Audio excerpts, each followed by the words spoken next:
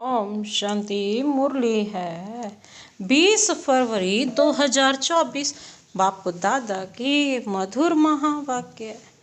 मीठे बच्चे, तुम्हें तन मन धन से सच्ची रूहानी सेवा करनी है। रूहानी सेवा से ही भारत गोल्डन एज बन जाएगा। तुम्हें तन मन धन से सच्ची रूहानी सेवा करनी है। रूहानी सेवा से ही भारत गोल्डन एज बन जाएगा। आज का प्रश्न है, बेफिक्र रहने के लिए सदा कौन सी बात याद रखो। बेफिक्र रहने के लिए सदा कौन सी बात याद रखो। तुम बेफिक्र कब रह सकेंगे। बाबा ने उत्तर दिया, बेफिक्र रहने के लिए सदा याद रहे कि यह ड्रामा बिल्कुल एक्यूरेट बना हुआ है।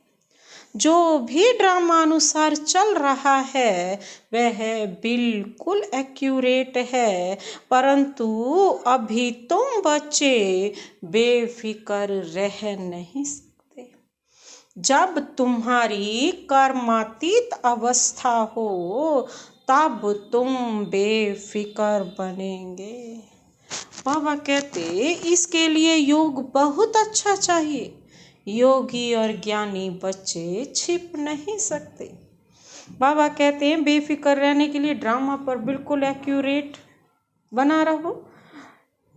और बच्चे बेफिक्र नहीं रह सकते क्योंकि कर्मातीत अवस्था हो, तभी बेफिक्र रह सकते हैं, तभी बेफिक्र बनेंगे। इसके लिए बाबा कहते हैं योग और ज्ञान बहुत अच्छा हो। बाबा कहते हैं वो बच्चे छिप नहीं सकते। ओम शांति। पतित पावन शिव भगवान उवाच। बाप ने समझा दिया है कि देहधारी मनुष्य को कभी भी भगवान नहीं कहा जा सकता। मनुष्य यह भी जानते हैं पतित पावन भगवान ही है। श्री कृष्ण को पतित पावन नहीं कहेंगे, बेचारे बहुत मूंझे हुए हैं।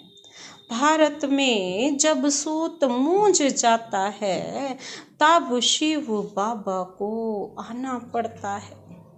बाप के बिना उसे कोई सुलझा न सके, वो भी पतित पावन शिव बाबा है। वो ही तो शिव बाबा पतित पावन है, जिसको तुम सिर्फ बच्चे ही जानते हो, सो भी नंबर वार पुरुषार्थ अनुसार। भल यहाँ बैठे हैं, रोज सुनते हैं, तो भी ध्यान में यह नहीं आता है कि हम शिव बाबा के पास बैठे हैं। वह इनमें विराजमान है, हमको पढ़ा रहे हैं, पावन बना रहे हैं, युक्ति बतला रहे हैं। बाबा कहते तुम स्वदर्शन चक्रधारी बन रचतार रचना की नॉलेज पाकर काम को जीत जगत जीत बनते हो। तो यह बाप पतित पावन भी ठहरा, नई रचना का रचता भी ठहरा। अभी बेहद का राज्य पाने के लिए तुम पुरुषार्थ करो। हर एक समझते हैं हम शिव बाबा से राज्य भाग्य ले रहे हैं। यह भी यथार्थ रीति समझ नहीं सकते। कोई थोड़ा जानते, कोई तो बिल्कुल ही नहीं जानते। शिव बाबा तो कहते हैं पतित पावन मैं हूँ। मेरे से अगर कोई आकर पूछे तो मैं अपना परिचय दे सकता हूँ। तुमको भी तो बाप ने अपना परिचय दिया है ना। शिव बाबा कहते हैं मैं साधारण तन में प्रवेश करता हूँ। यह साधारण तन है, झाड़ के अंत में खड़ा है, पतित दुनिया में खड़ा है और फिर नीचे तपस्या कर रहे हैं। इनको भी तपस्या शिव बाबा सिखला रहे हैं, राजयोग शिव बाबा सिखाते हैं। नीचे आदि देव, ऊपर में आदि नाथ। तुम बच्चे समझा सकते हो, हम ब्राह्मण शिव बाबा की संतान हैं। तुम भी शिव बाबा के बच्चे हो, परंतु जानते नहीं हो। भगवान एक है, बाकी सब ब्रदर्स हैं। बाप कहते हैं मैं अपने बच्चों को ही पढ़ाता हूँ। जो मुझे पहचानते हैं उन्हों को ही पढ़ाकर देवता बनाता हूँ। बाबा कहते भारत ही स्वर्ग था, अब नर्क है। जो काम को जीतेगा वही जगत जीत बनेगा। मैं गोल्डन वर्ड की स्थापना कर रहा हूँ। अनेक बार यह भारत गोल्डन एज में था, फिर आयरन एज में आया। यह कोई भी जानते नहीं। रचयिता और रचना की आदि मध्य अंत को कोई जानते नहीं। मैं नॉलेजफुल हूँ, यह है एम ऑब्जेक्ट। मैं इनके साधारण तन में प्रवेश होकर नॉलेज देता हूँ। अब तुम भी पवित्र बनो। इन विकारों को जीतने से तुम जगत जीत बनेंगे। यह सब बच्चे पुरुषार्थ कर रहे हैं, तन मन धन से रूहानी सेवा करते हैं, जिस्मानी नहीं। इनको स्पिरिचुअल नॉलेज कहा जाता है। यह भक्ति नहीं है। भक्ति का युग है द्वापर कलयुग, जिसको ब्रह्मा की रात कहा जाता है और सतयुग त्रेता को ब्रह्मा का दिन कहा जाता है। कोई गीता पाठी आए तो उनको भी समझाएंगे गीता में भूल है। गीता किसने सुनाई, राजयोग किसने सिखाया, किसने कहा है काम पर जीत पाने से तुम जगत जीत बन जाएंगे।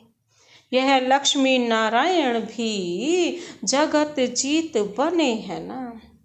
इनके 84 जन्मों का राज बैठ समझाएं। कोई भी हो, नॉलेज लेने के लिए तो यहाँ आना पड़ेगा ना। मैं तो बच्चों को पढ़ाता हूँ, परंतु तुम्हारे में भी कोई इतना नहीं समझते हैं। इसलिए गायन है ना। कांटों कोटों में भी कोई में भी कोई मुझे पहचान सकता है। बाबा कहते हैं मैं जैसा हूँ, जो हूँ जैसा हूँ, कोई तो यह 5% भी नहीं जानते। तुम्हें बाप को जानकर पूरी रीति याद करना है। माँ में कम याद क्यों नहीं करते हो? कहते हैं बाबा याद भूल जाती है। अरे तुम बाबा को याद नहीं कर सकते हो, यूं तो बाप समझते हैं यह मेहनत का काम है। फिर भी पुरुषार्थ कराने के लिए पंप करते रहते हैं। अरे जो बाप तुमको क्षीर सागर में ले जाते हैं, विश्व का मालिक बनाते हैं, उनको भूल जाते हो। माया भुलाएगी भी जरूर, टाइम लगेगा। ऐसे भी नहीं कि माया को भुलाना ही है, इसलिए ठंडे होकर बैठ जाओ।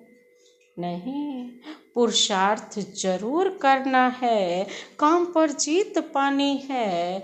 माँ में कम याद करो तो विकर्म विनाश होंगे। जैसे तुम बच्चों को बोलता हूँ, वैसे कोई भी बड़े से बड़ा जज आएगा, उनको भी बाप बोलेगा ना, बोलेंगे ना बच्चे, क्योंकि मैं तो ऊंचे से ऊंचा भगवान हूँ, ऊंचे से ऊंची पढ़ाई मैं ही पढ़ाता हूँ, प्रिंस प्रिंसेस पद पाने के लिए। बाप कहते हैं मैं इनको पढ़ा रहा हूँ। यही फिर श्री कृष्ण बनते हैं ब्रह्मा सरस्वती, वो ही फिर लक्ष्मी नारायण बनेंगे। यह प्रवृत्ति मार्ग चला आता है, निर्वृत्ति मार्ग वाले राजयोग सिखला न सके। राजा रानी दोनों चाहिए, विलायत में जाकर कहते हैं हम राजयोग सिखलाते हैं, परंतु वह तो सुख को कागविष्टा समान कहते हैं, फिर राजयोग कैसे सिखाएंगे। तो बच्चों को उछल आनी चाहिए, परंतु बच्चे अजून छोटे हैं, बालिग नहीं बने हैं। बालिग पने की हिम्मत चाहिए, पाप बतलाते हैं यह है रावण संप्रदाय। तुम पुकारते हो पतित पावन आओ, तो यह पतित दुनिया है या पावन दुनिया है? तुम समझते हो ना कि हम नरकवासी हैं, क्या यह दैवी संप्रदाय है? राम राज्य है, तुम रावण राज्य के लिए नहीं हो। अब रावण राज्य में सबकी आसुरी बुद्धि है, अब आसुरी बुद्धि को दैवी बुद्धि बनाने वाला कौन? ऐसे 4-5 प्रश्न पूछो तो मनुष्य सोच में पड़ जाए। तुम बच्चों का काम है बाप का परिचय देना। झाड़ तो धीरे धीरे बढ़ता है, फिर बहुत वृद्धि को पाएंगे। माया भी चक्री लगाकर एकदम गिरा देती है। बॉक्सिंग में भी बहुत मरते हैं, इसमें भी बहुत मर जाते हैं। विकार में गया और मरा, फिर नए सिर पुरुषार्थ करना पड़े। विकार एकदम मार डालते हैं। जो कुछ जंक निकाल पतित से पावन बना, वह है कि कमाई चट हो जाती है, फिर नए सिरे मेहनत करनी पड़े। ऐसे नहीं, उनको अलाउ नहीं करना है। बाबा कहते हैं उनको तो अलाउ ही नहीं करना है। नहीं, उनको समझाना है जो कुछ याद की यात्रा की पड़ा, वह सब खल्लास हो गया। एकदम नीचे गिर पड़ते हैं, फिर भी घड़ी घड़ी अगर गिरते रहेंगे तो कहेंगे गेट आउट। 1-2 बारी तो आजमाया जाएगा, 2 बारी माफी मिलेगी, फिर केस होपलेस हो जाता है। फिर आएगा भी, लेकिन एकदम डर्टी क्लास में। भेंट में तो ऐसे कहेंगे ना, जो बिल्कुल कम पद पाते हैं उनको कहेंगे डर्टी क्लास। दास दासियां चंडाल प्रजा के भी नौकर चाकर सब बनते हैं ना। बाप तो जानते हैं मैं इन्हों को पढ़ा रहा हूँ, हर 5000 वर्ष की बात पढ़ाता हूँ। बाबा कहते वह लोग लाखों वर्ष कह देते हैं, आगे चलकर यह भी कहने लग पड़ेंगे कि बरोबर 5000 वर्ष की बात है। वो ही महाभारी लड़ाई है, परंतु याद की यात्रा में रह ना सके। दिन प्रतिदिन टू लेट होते जाएंगे। गाया भी जाता है ना, बहुत गई थोड़ी रही। यह सब इस समय की बातें हैं, बाकी थोड़ा समय है पावन बनने में। लड़ाई सामने खड़ी है, अपने दिल से पूछना है, हम याद की यात्रा पर हैं। जब कोई नया आता है तो बच्चों को फार्म जरूर भराना है। जब फार्म भरे तब उनको समझाया जाए। अगर किसको समझना ही नहीं है तो फार्म ही क्या भरेगा। ऐसे तो ढेर आते हैं। बोलो, बाप को पुकारते हो, पतित पावन आओ, तो जरूर यह पतित दुनिया है। तब तो कहते हैं ना कि आकर पावन बनाओ। फिर क्यों कोई बनते हैं, कोई नहीं बनते हैं। बाबा के पास पत्र तो ढेर आते हैं, सब लिखते हैं शिव बाबा केयर ऑफ ब्रह्मा। शिव बाबा भी कहते हैं मैं साधारण तन में प्रवेश करता हूँ। बाबा कहते इनको 84 जन्मों की कहानी सुनाता हूँ और कोई भी मनुष्य रचता और रचना के आदि मध्य अंत को नहीं जानते। अब बाप ने ही तुमको बताया है। यह चित्र आदि भी ब्रह्मा बाबा ने दिव्य दृष्टि देकर सब बनवाए हैं। बाबा तुम आत्माओं को ही पढ़ाते हैं, आत्माएं झट अशरीरी हो जाती हैं। इस शरीर से अपने को अलग समझना है। बाबा कहते हैं बच्चे देही अभिमानी भव, अशरीरी भव। मैं आत्माओं को पढ़ाता हूँ। यह मेला है आत्माओं और परमात्मा का। इसे संगम का मेला कहा जाता है। बाकी कोई पानी की गंगा पावनी नहीं बनाती है। साधु संत ऋषि मुनि आदि सब जाते हैं स्नान करने।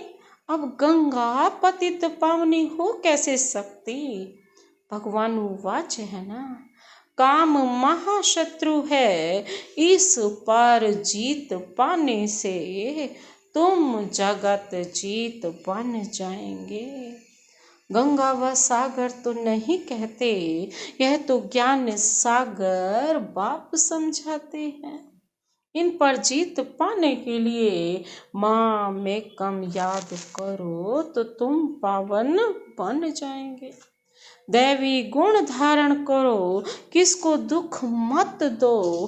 पहला नंबर है दुख है ना, काम कटारी चलाना। यही आदि मध्य अंत दुख देने वाला है।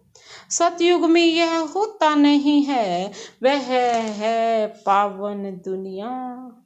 कहाँ कोई पतित रहता ही नहीं। जैसे तुम योग बल से राज्य लेते हो, वैसे वहाँ योग बल से बच्चा पैदा होता है। रावण राज्य ही नहीं, तुम लोग रावण को जलाते हो। पता ही नहीं पड़ता कि कब से जलाते आए हो। राम राज्य में रावण होता नहीं। यह बड़ी समझने की बातें हैं जो बाप बैठ समझाते हैं। समझाते तो बहुत अच्छा है, परंतु कलप जो जितना पढ़े हैं उतना ही पढ़ते हैं। पुरुषार्थ से सारा मालूम पड़ जाता है। स्थूल सूक्ष्म की भी सब्जेक्ट है। मनसा नहीं तो वाचा कर्मणा। वाचा तो बहुत सहज है, पहले है मनसा अर्थात मन मना भव। याद की यात्रा में रहना है, अपने को आत्मा समझ बाप को याद करना है।